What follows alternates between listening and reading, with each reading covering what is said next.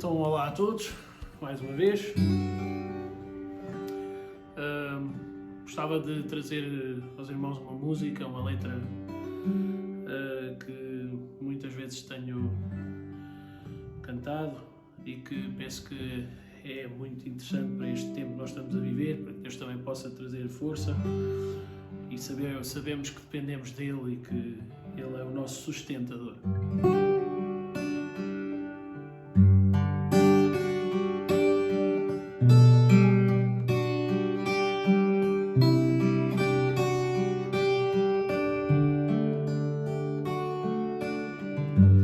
Eu sei que posso descansar em Ti, Senhor.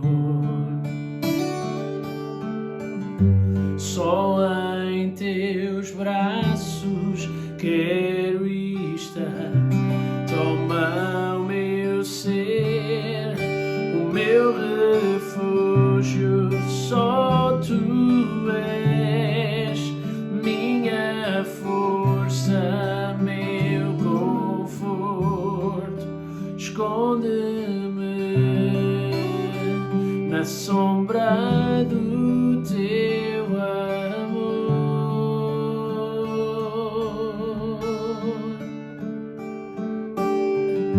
Senhor, Tu és meu provedor, és tão fiel. Conheces tudo o que eu sinto, o que eu preciso, o meu refúgio. Só Tu és minha força, meu conforto. Esconde-me na sombra do Teu amor. O meu refúgio, só Tu és minha força, meu conforto. Esconde-me na sombra do Teu amor. Esconde-me na sombra do Teu amor.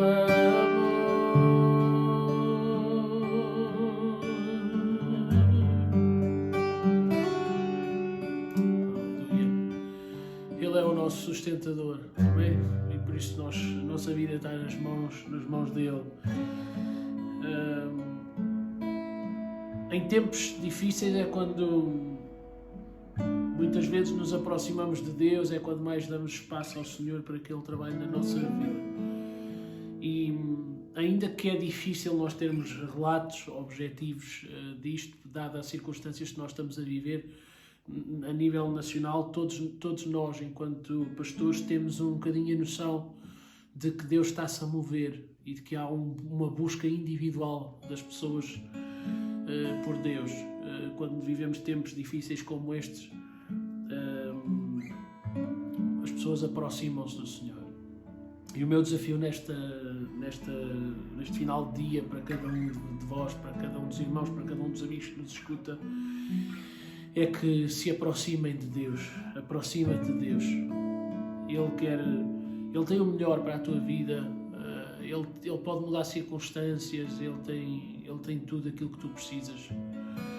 Aproxima-te de Deus. É a minha oração em nome de Jesus. Aproxima-te de Deus. Aleluia. Glória ao Teu nome, Senhor. Te adoramos, ó Deus. Te adoramos, ó Deus. Aleluia. Tantas distrações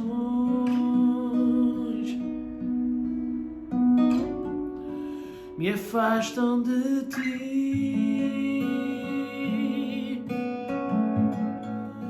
tantas atrações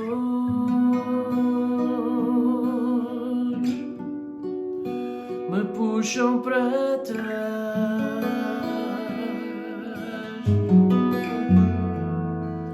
Tu tocas em mim, Senhor, me chamas amigo,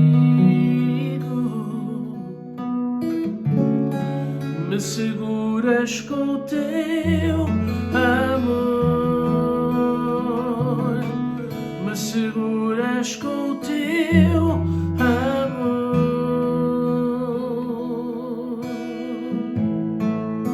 Tantas distrações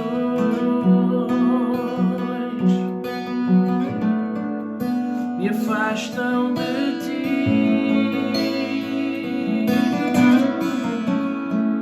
tantas atrações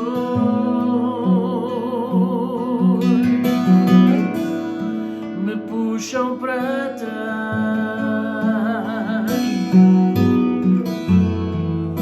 Tu tocas em mim, Senhor, me chamas amigo, me seguras com o teu amor, me seguras com o teu amor. Tu somente és meu desejo, só em ti encontro paz. Tu somente és meu desejo, Senhor, só em ti eu sou feliz. Tu somente és meu desejo, só em ti encontro paz. Tu somente és meu desejo, Senhor, só em ti eu sou feliz. Só em ti eu sou feliz. Só em ti eu sou feliz.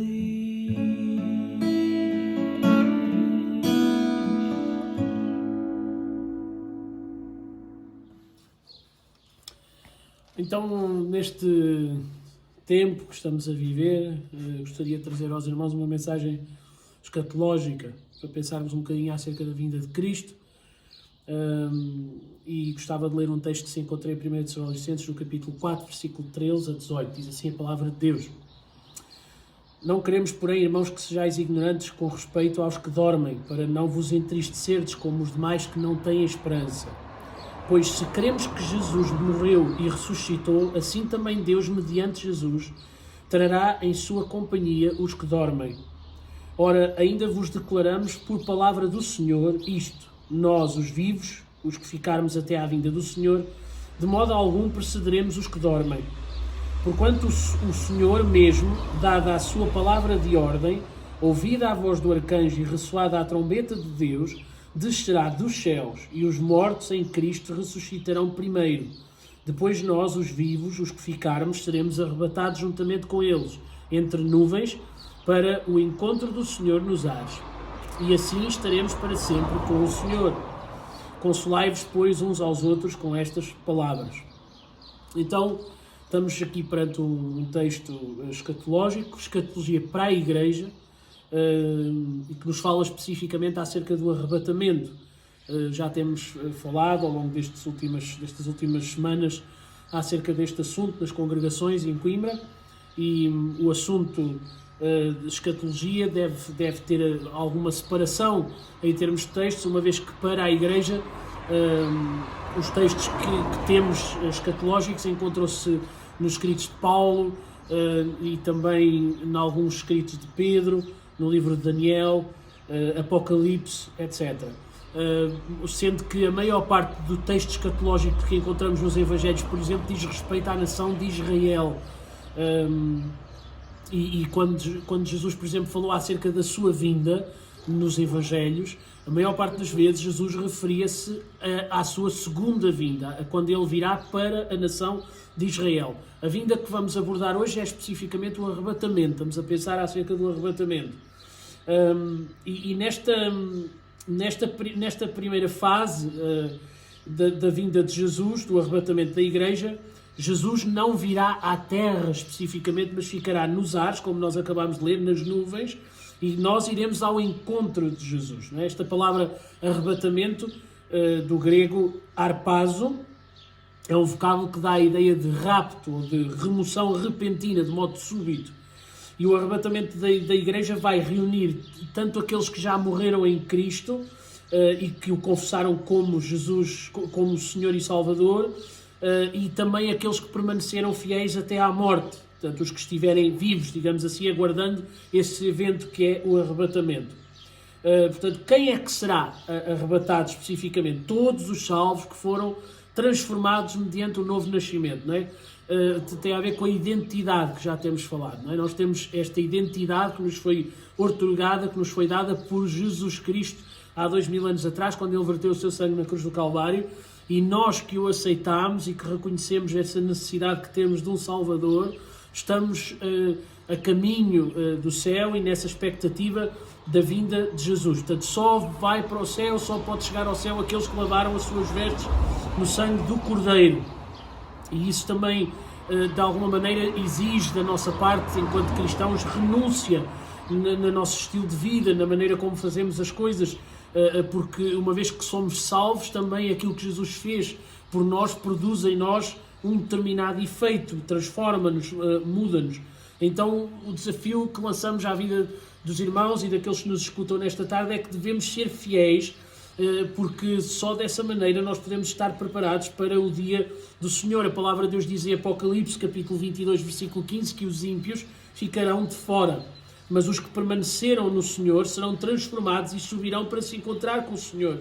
E a promessa do arrebatamento e do céu é para quem vencer, como encontramos também em Apocalipse, no capítulo 3, versículo 12. E por isso desafiamos os irmãos a não desistirem, mas a permanecerem fiéis.